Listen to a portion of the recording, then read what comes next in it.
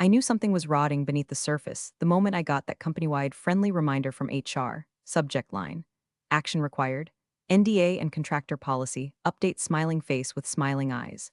There's something especially sinister about a smiley face attached to what's essentially a legal noose. I opened the PDF and immediately felt the familiar itch behind my eyes, that itch I get when I smell bullshit disguised as corporate policy. This wasn't just routine housekeeping. This was a cleanup job of the kind you do before a storm. But let me back up.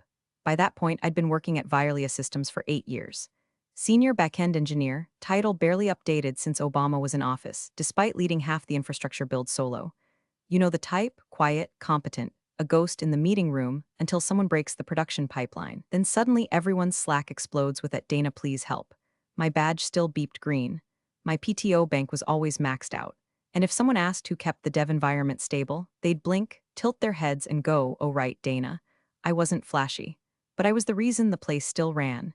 And if you're one of the 90% who listen to these stories without subscribing, well, let's just say the team behind this channel doesn't run on corporate favors or expired coffee pods. Drop a like, hit that sub, it keeps us caffeinated and petty. Now, where was I? Ah yes, HR, this new NDA smelled off. It had boilerplate language, sure, but also a suspicious section on retroactive confidentiality, and get this, a clause warning about non-compete expectations for independent contributors. Independent contributors. Except I wasn't one. None of us were. We were full-time engineers. But for about a year now, things had gotten weird. Titles were being rewritten on the internal org chart. Folks were told to invoice their hours instead of logging them. A buddy in front end even joked, "Guess we're all freelancers now. Does that mean I can expense my couch?" We laughed. Kind of. I raised it internally, first to my direct manager, Brandon, who blinked twice like I was speaking Esperanto and mumbled something about exec-level strategy. Then to HR, who assured me the documents were standard compliance hygiene. When I pushed, the response was classic. "Dana, maybe you're overthinking this. Let's focus on your deliverables." Overthinking, the corporate kiss of death. It's what they say when you're right, but it's inconvenient. So I did what I always did. I saved everything. Emails, PDFs, timestamped messages, screenshots. I opened a private Google Drive folder, named it just in case, and kept working, kept fixing their messes, kept writing clean code while the back end of the entire company's payroll ethics looked like a haunted amusement park ride. The final straw wasn't a blow-up or a dramatic meeting. It was subtle. Brandon pinged me on Teams, no punctuation, no greeting, and wrote, "Just FYI, payroll asked if you'd be open to switching to 1099 next cycle." That's it. That's what cracked it open. I stared at the message like it was a cursed object. I'd been cleaning up after junior devs who called "get the button" thing and mentoring interns who spelled function with a K. I'd been running security patch cycles on my weekends and rewriting data handling modules after hours because no one else could tell a race condition from a literal horse race. And they wanted to turn me into a contractor? No benefits, no protections, no overtime, no severance, no equity. Just a tidy way to cut their own tax liabilities by pretending the entire engineering department was some outsourced gang of gig workers. I didn't respond. Not to Brandon, not to HR. Not even when they sent the opt-in paperwork 2 days later with a cheery subject line, "Exciting new flexibility for team members." That night, I poured a glass of boxed Merlot and opened my just-in-case folder. Then I created a subfolder titled "Payroll Evasion," because if they wanted flexible, I could flex. Just not the way they expected. They called it a realignment. Like my job was a crooked painting on their pristine corporate wall. I got the meeting invite at 4:12 p.m. on a Thursday. Subject line, "Quick sync W/people ops smiling face with smiling eyes." There's that damn smiley again. Red flag number 1. Red flag number 2, it was scheduled for 4:15. 3 minutes notice. That's not a sync. That's a surgical hit. Zoom room open to HR Director Cheryl. I swear I wasn't a hall monitor Dansby, and some guy from legal I'd never seen before who introduced himself as support on today's call. His smile looked carved from drywall. My manager, Brandon, was mysteriously absent. Coward. "Hi Dana," Cheryl chirped. "Thanks for hopping on. I'll be brief because I know your time is valuable." That's when I knew it was over. They only mention how valuable your time is when they're about to rob you of it. She launched into the script like she was ordering a sad sandwich at Panera. Due to ongoing restructuring and a need to streamline budget allocations across key verticals, we've made the difficult decision to eliminate your role, effective immediately. I didn't blink, didn't flinch. I just counted the buzzwords: restructuring, streamline, eliminate. 12 years of my life reduced to jargon and a virtual thumbs-up emoji in the corner of her little Zoom box. I muted my mic, leaned back in my chair, and stared at the ceiling fan spinning like a lazy executioner. Cheryl droned on about Cobra and final pay and next steps while Drywall Boy clicked something on DocuSign. But I was already gone. Not emotionally, strategically. The folder, the evidence, the classification logs, Slack messages from managers telling engineers to keep timesheets vague. I hadn't built that archive for fun. I built it because I knew this moment would come. I just didn't expect it to be delivered with a canvas-lapped PowerPoint and a LinkedIn recruiter smile. After about 10 minutes of HR kabuki theater, Cheryl ended the call with, "We're doing you a favor by not contesting unemployment, Dana. Most companies wouldn't be so generous." I stared at my screen long after the Zoom call ended. The silence in my apartment felt heavier than usual. The only sound was the ice melting in the Diet Coke I forgot to drink. Then my inbox pinged. Subject, termination confirmation and unemployment info from Cheryl Dansby, Director of People Ops Body. Dana, as discussed, your employment with Virelia Systems is terminated effective today due to restructuring. Attached is your termination letter. You are eligible to apply for unemployment benefits. As a gesture of goodwill, the company will not be contesting your claim. All the best, Cheryl's smiling face with smiling eyes, the smiley. Again, I didn't rage, didn't sob, no grand speeches. Just that eerie, clinical stillness that creeps in when you know the final move isn't loud, it's precise.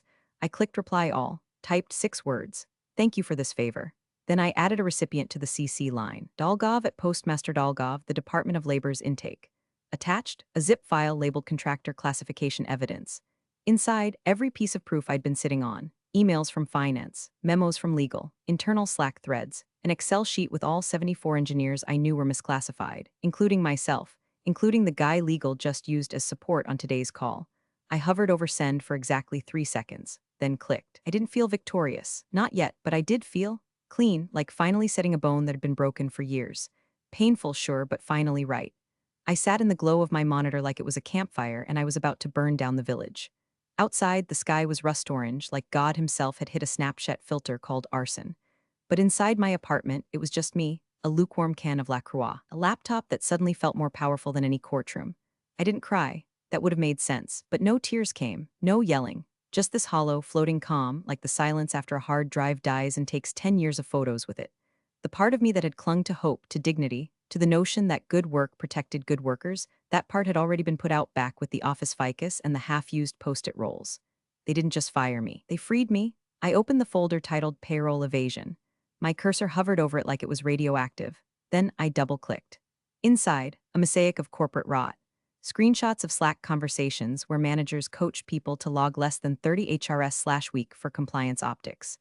Job listings where full-time roles were described as independent contributor roles with full integration into dev cycle. Expense reports flagged with do not reimburse, violates contractor status. PDF versions of old onboarding decks that stated, in big blue font, you'll be a part of the Virelia family. Permanent, W-2, full benefits. Dated, timestamped, and directly contradicted by newer memos urging engineers to invoice like freelancers and avoid saying team member in client emails.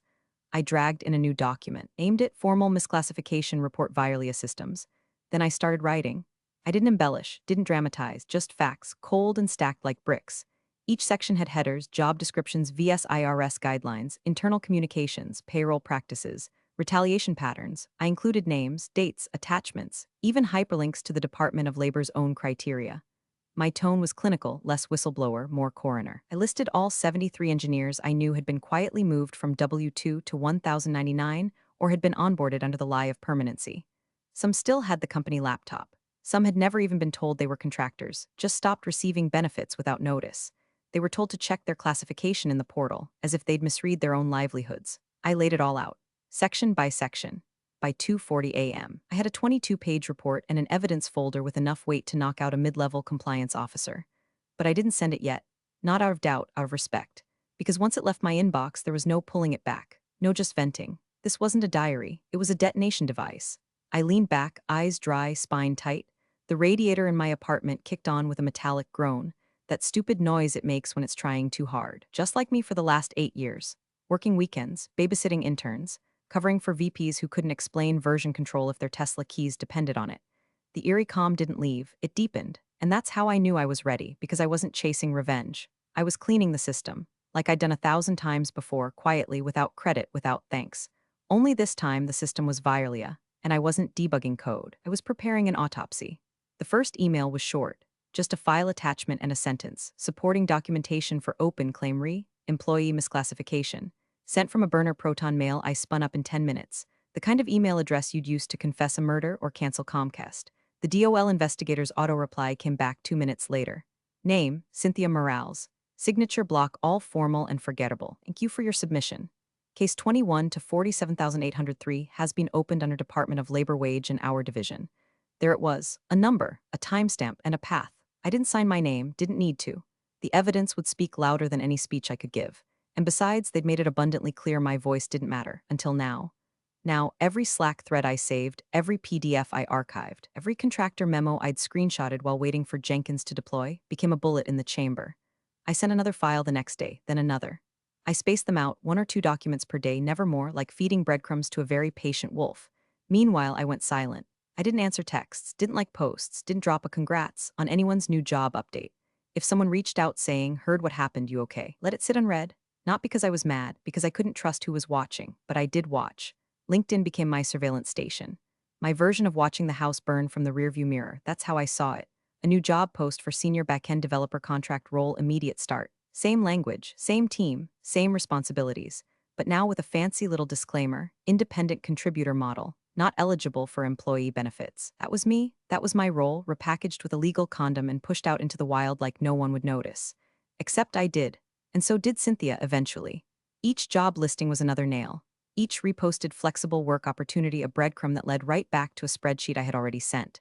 They weren't pivoting, they were doubling down. Then the Slack rumors started trickling in. My old intern, Maddie, bless her brave little heart, was the first to break the silence. She messaged me on Signal, not Slack, which told me she knew. Did you hear about the compliance audit? They're making everyone fill out some dumb questionnaire about time tracking. A week later, another former colleague updated their status to open to work. No announcement, no goodbye, just gone. The engineers had started whispering and corporate was starting to sweat. I heard through the grapevine, okay, Reddit, that someone from finance accidentally emailed a company-wide reminder about offboarding 1,099s by end of quarter to mitigate classification risk. It was meant for department heads. It went to everyone, including a few still believed the lie full-timers who hadn't realized they were 1,099s until that moment. The Slack engineering channel, normally just Jira memes and snark about lunch options, had gone quiet.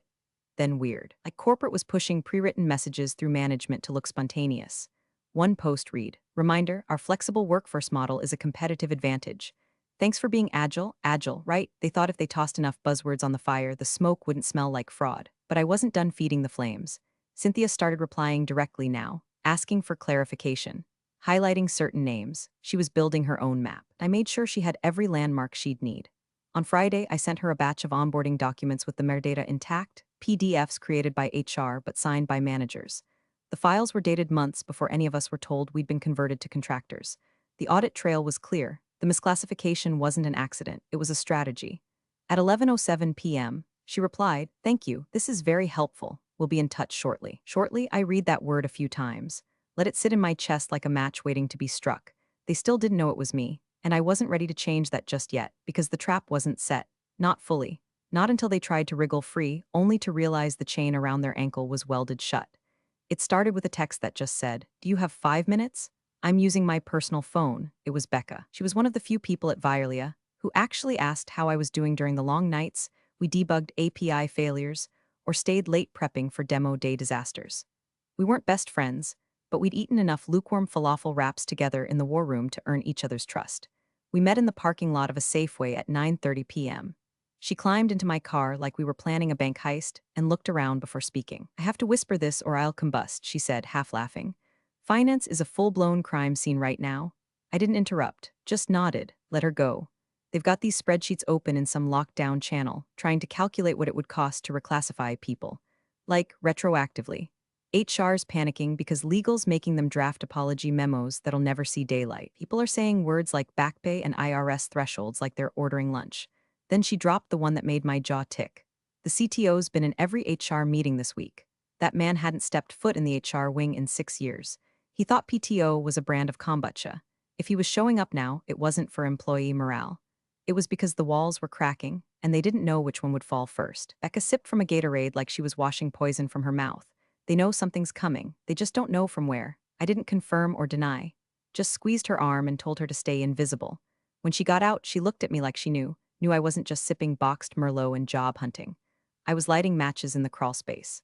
2 days later, the email from the DOL landed like a surgical strike. Subject: Verification Request Case 21 to 47803 from Cynthia Morales at Dolgov Body. Miss Jameson, we are currently reviewing your submitted materials. Please confirm the authenticity of the following 3 email threads, dated March 3, March 17, and April 9, respectively. Additionally, could you confirm that the attachments included were created during your employment with Virelia Systems?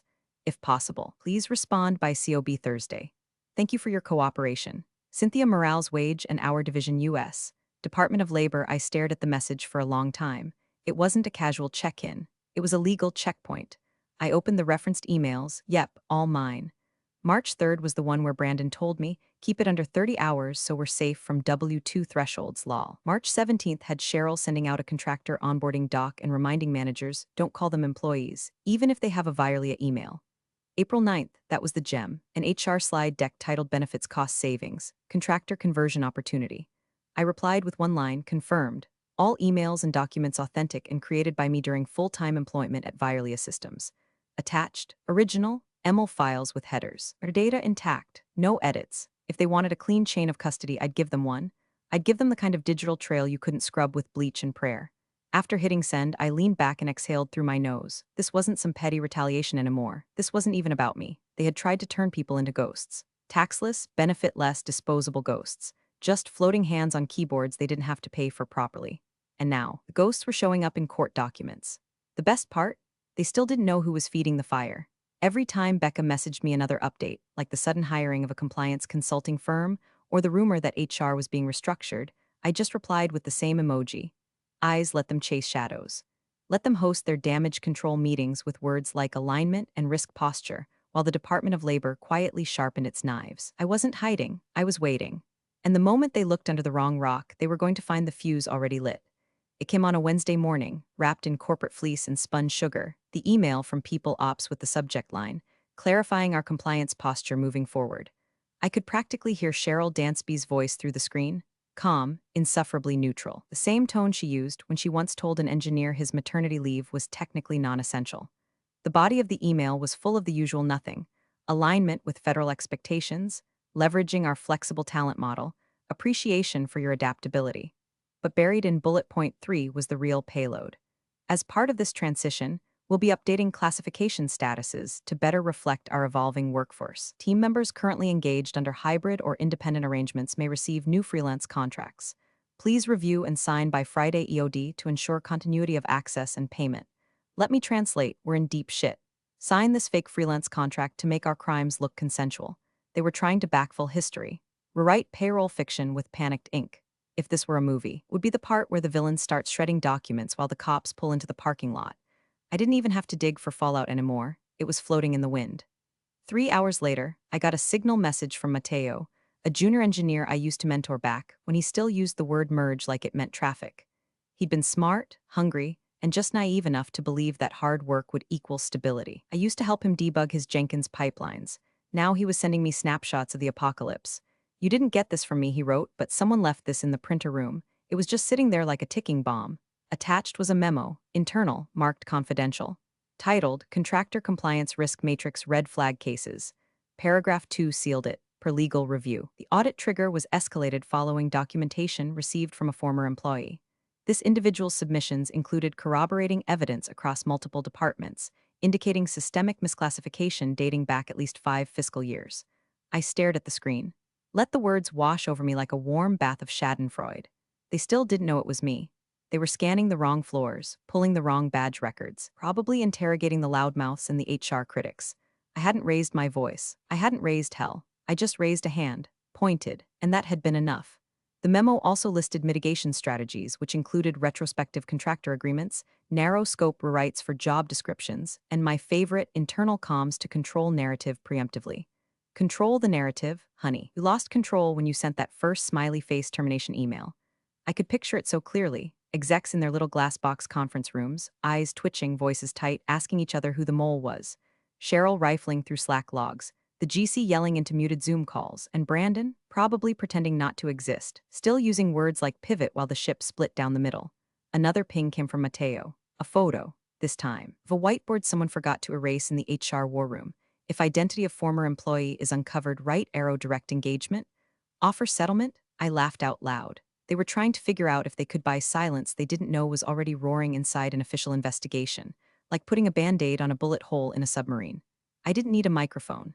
The DOL had one now, and I wasn't bitter. Not really. What I felt was something colder, sharper, sardonic satisfaction because I had spent years being the quiet one, the one who cleaned up code no one understood, the one who documented everything because someone had to, the one who was told you care too much and maybe just let it go. Well, I let it go. Right into the lap of a federal agency with subpoena power and a calendar full of open slots. And now, I just watched the contracts go unsigned. Watched LinkedIn updates shift from software engineer at Vialia to exploring new opportunities. Watched the company try to patch a dam with press releases and prayer. Still no one called me. Still no one knew. And still the trap stayed shut. It started with a blocked number and a voicemail that sounded like it was read off a cue card soaked in sweat. Hi Dana, this is Cheryl Dansby from People Ops. Just hoping we can chat, informally, to clear the air. No pressure, of course, off the record. Just clarifying context on some recent items you may have been involved with. She didn't say DOL, didn't say audit, didn't say oh god, we're bleeding out, but she didn't have to. I played the message twice, not because I needed to hear it again.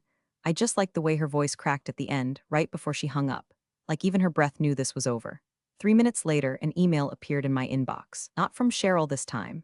From a personal Gmail with a fake-sounding name, mcconnorsadvisory@gmail.com. The message was short and sanitized within an inch of its life. Miss Jameson, we'd welcome the opportunity for a confidential conversation to better understand any information you may have shared regarding your time with Vialia. This is strictly off the record and will not be used in any formal capacity. If you're open to a brief chat, we're happy to accommodate your schedule. Translation: we don't know how deep we're buried and we're hoping you'll dig us out before the feds do. I didn't respond. Instead, I opened my desktop folder one last time. This one wasn't called payroll evasion or classification proof. This one was just titled Finish It. Inside, the stuff I'd saved for last. The big guns. The things I hadn't sent yet because I wanted to wait until the house was mid-collapse. Oh, the explosion would be blamed on the faulty wiring, not me. First, a full log of the payment processor dashboard for all independent contributors. Monthly disbursements, vendor IDs, and an internal note from finance labeled use ACH to avoid triggering employee thresholds. Second, onboarding documentation for contractors who were issued Vialia laptops, given company email addresses, and required to attend daily stand-ups with mandatory hours, despite having signed paperwork that described them as self-guided consultants. Third, an internal email chain with the subject line, "Don't trigger W2 rules PLS." No joke, that's what they named it.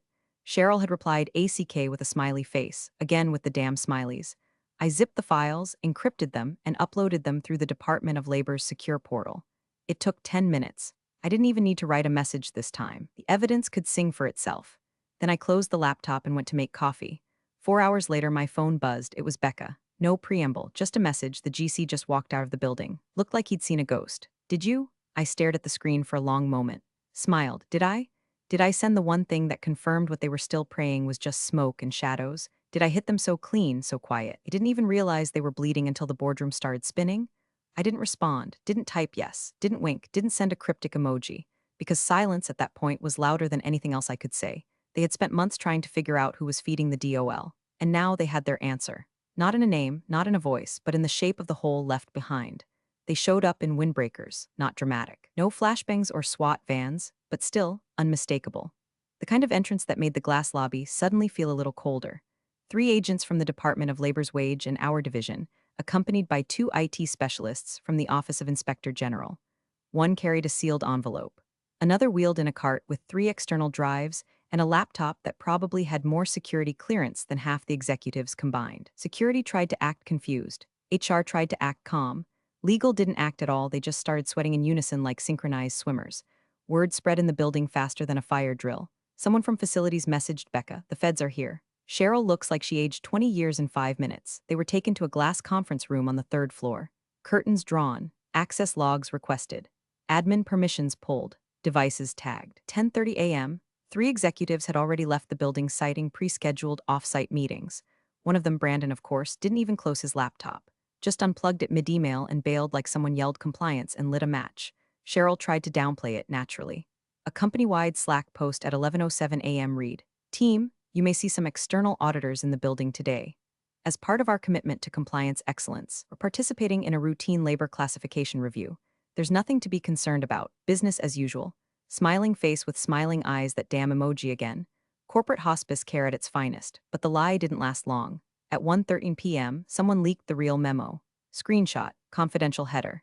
Typed in bold red at the top, investigation scope, misclassification of labor 2016 to present. Contractor conversion practices. Tax evasion risk index, high. Becca forwarded it to me with a single word. Yikes, that was generous. The scope went back 7 years, which meant every VP who'd bragged about lean scaling and creative HR modeling was now on a government radar. Every freelance contract signed under duress. Every benefits form mysteriously missing from onboarding packets. Every calendar invite with the subject line compliance sync. At home, I sat curled up on the couch, a wool blanket over my knees, watching the storm through a laptop screen. No Twitter thread, no Reddit leak. This wasn't for public humiliation. This was justice, bureaucratic, deliberate, and cold. Then the email came from Cynthia. Subject, case update 21 to 47,803 body.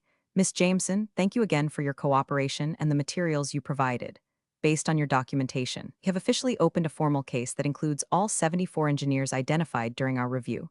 Our team will be reaching out to relevant parties for interviews and further verification. If you have any additional context or files, you may continue to submit them via the secure portal. No signature flourish. No gold star. Just the acknowledgement that the thing was real now. Moving. Gaining mass. I sat back and stared at the line. All 74 engineers identified. 74 people who'd been quietly converted into tax loopholes. 74 lives packaged as cost savings. I wondered how many of them still hadn't realized they'd been misclassified. How many had paid out of pocket for healthcare? How many had lost out on overtime, on family leave, on basic protections? It wasn't about revenge anymore. It hadn't been for a while. It was about the truth finally having teeth. Violia had danced on the edge of legality for too long, drunk on buzzwords and unchecked ego. They thought they could rewrite reality with enough pivot decks and smiley-faced memos. But the federal government doesn't pivot. It investigates, and now they were inside the building, and I was home, watching it all unfold, quiet, unapologetic, and ready. The headline hit like a crowbar to the kneecaps of their brand. Violia Systems under federal probe for 7-year labor scheme. Dozens of engineers misclassified as contractors. Subheadline: sources confirm company faces millions in back taxes and penalties. Whistleblower remains anonymous. By the time I saw it, the story had already spread to 3 different tech blogs, a labor rights forum, and the Reddit thread where all the quietly exploited software people go to scream into the void. Commenters were dissecting the leaked memo like it was a murder confession. Someone even linked a public IRS contractor compliance checklist and wrote, "They violated almost every bullet. It's almost impressive." I poured myself a glass of red, real stuff this time, not boxed, and sat back on the couch. The sun outside was setting just slow enough to make it feel like time was folding over itself. My laptop hummed.